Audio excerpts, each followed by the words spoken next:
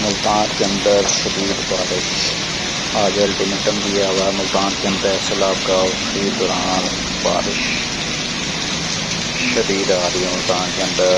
बारिश से बचने के लिए लोग बैठे हैं। मेरा ऑफिस के बिल्कुल सामने वाले प्लेटफार्म पे शदीद बारिश 4 बज रही है और तकरीबन शाम हो चुकी है इधर।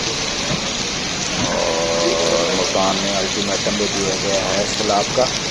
अल्लाह तबारक तआला हर मुसलमान को, पाकिस्तान को अपने ज़मान में रखे, मुल्तान को भी अपने ज़मान के अंदर शदीद बारिश के अंदर।